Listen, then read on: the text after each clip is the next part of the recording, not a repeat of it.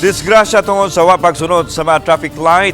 Mao gihapon ang sagad hinungdan sa disgrasya sa kadalanan. Duha nini nahuli kam. Ang report ni Femery Dumabok.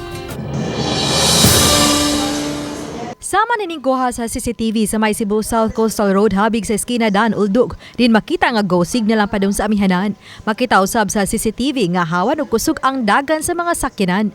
Apan kining usa ka motorsiklo nga anaa sa middle lane nihinay og padagan dayon padung sa inner lane.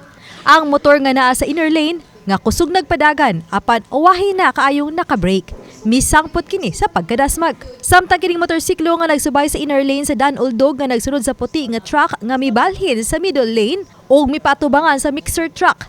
Nawagtangan kini og balanse nga hinungdan sa pagkatumba niini. Puros angol ra hinuon ang naangkon sa mga nadisgrasya. Hitabo ngadto nga mangyaging mga adlaw labi na gid og panahon sa ting-uwan, nagid kanunay ang kining kadangog sa Dan. Unya human doon na sa gid di gini makalikayan nga doon na pipilak ka mga motorista nga mobit sa suga, nagtuo sila nga pwede pa silang makatabok. Samtang gipahibaw ni Joy Tumulak nga ning buwan sa Pebrero, padayon pa ang makapistahan sa balaang bata og pagsinulog sa pipila ka barangay sa Talisay City. Sama sa Santo Niño Church sa Barangay Muhon nga nagsugod ang nobinaryo karong adlaw. Mato ni Tumulak nga doon mga higayon nga pipila sa mga daan sa dakbayan ang apektado sa kapistahan.